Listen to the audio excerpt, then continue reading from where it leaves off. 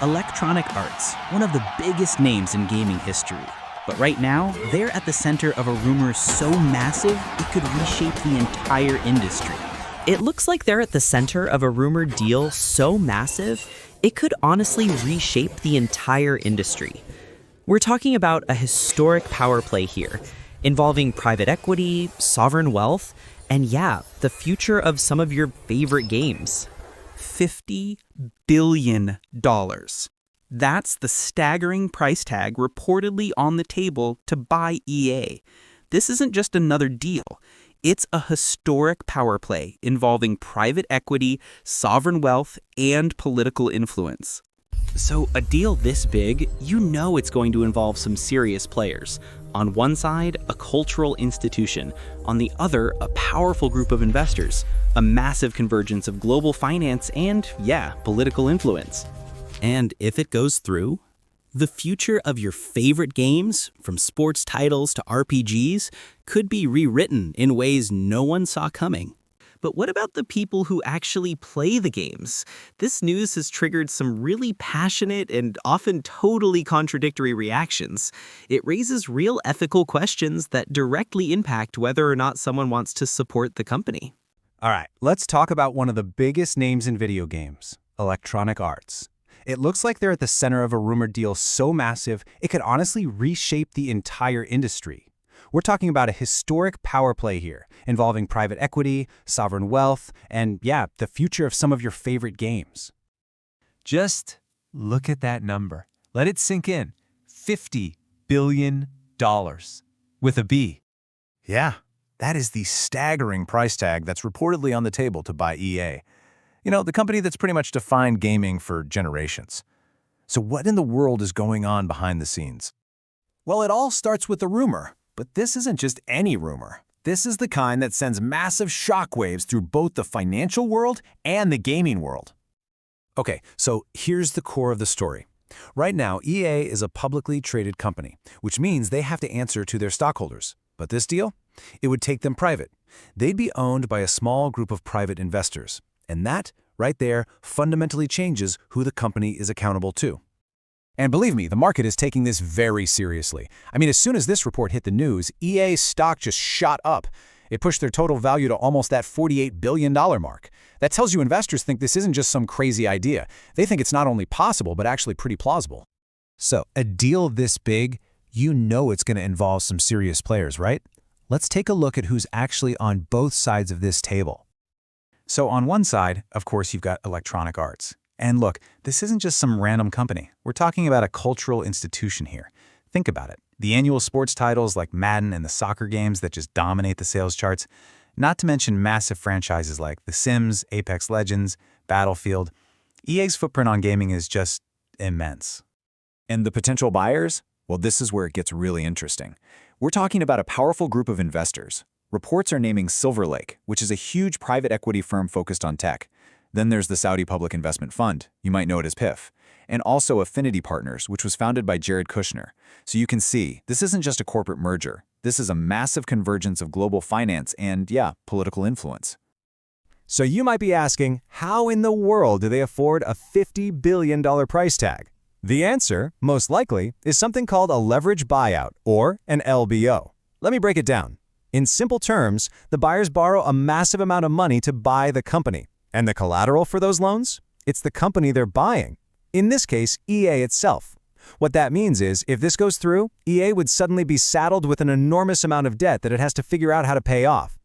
And you know, this quote from a Reddit user really it perfectly captures the deep cynicism a lot of people feel about LBOs. It boils the whole thing down to a pretty bleak forecast, right? That the goal is just to extract as much value as you can, as fast as you can, to pay off that new debt. And how do you do that? Well, often by selling off parts of the company or just cutting costs everywhere, without really caring about its long-term health.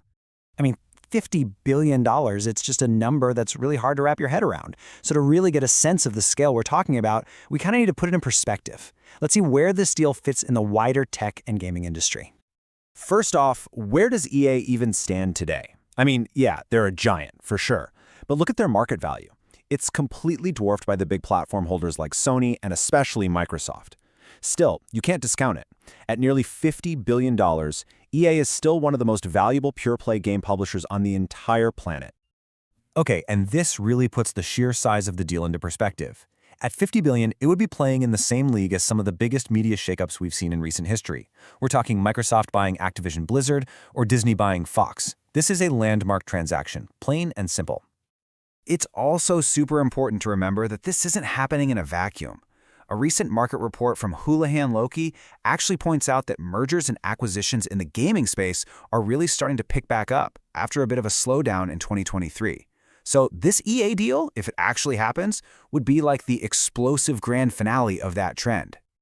Okay, so we've talked about the money, we've talked about the corporations, but what about the people who, actually play the games?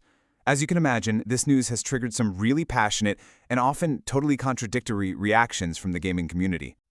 So on one side, you've got this group of gamers who are just so frustrated with EA right now. Whether it's the monetization, the bugs, or the direction their favorite franchises are going, they actually see this as a potential positive. The logic is basically, hey, the status quo is so bad, any change is good change, even if it's a private equity buyout. But then, on the complete other hand, you have a lot of users who are pointing out the harsh reality of these kinds of private equity deals. Like this person notes, the focus is almost always on aggressive, short-term profit to pay down that massive debt. And what does that usually mean? Well, probably even more aggressive monetization, maybe even stripping studios for parts, not exactly rebuilding them for the long haul. And then you get to the concerns over the specific investors.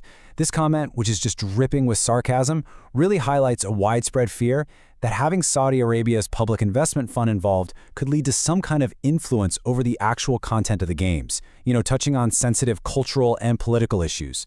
And for some players, the stakes here are deeply, deeply personal. This quote is so powerful because it shows how the identity of the new owners isn't just some abstract business detail. It raises real ethical questions that directly impact whether or not someone wants to support the company. As this user puts it, they just can't feel comfortable funding groups that might not align with their personal safety and values. So, let's say this deal actually goes through. What does it all mean for the future of EA? And more importantly, for the games we all play? Let's explore what people think the end game here really is. Okay, so when you look at all the analysis and community discussion out there, a few key motives start to emerge. First, there's a lot of speculation that the buyers want control of those huge sports IPs, think Madden, EA Sports FC, for what's been called sports washing initiatives. Then, there's the simple financial reality. They'll need aggressive monetization to pay off those buyout loans. And finally, there's the big fear that less profitable but creatively beloved studios like BioWare could just be sold off or shut down entirely. And all of that, it kind of leaves us with this one big final thought. This potential sale of EA, it isn't just about one company. It's really about the intersection of global finance, political power, and art. And it all leads back to one crucial question.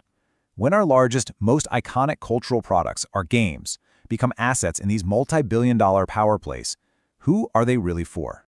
This potential sale of EA, it isn't just about one company. It's really about the intersection of global finance, political power, and art. And it all leads back to one crucial question. When our largest, most iconic cultural products, our games, become assets in these multi-billion-dollar power plays, who are they really for?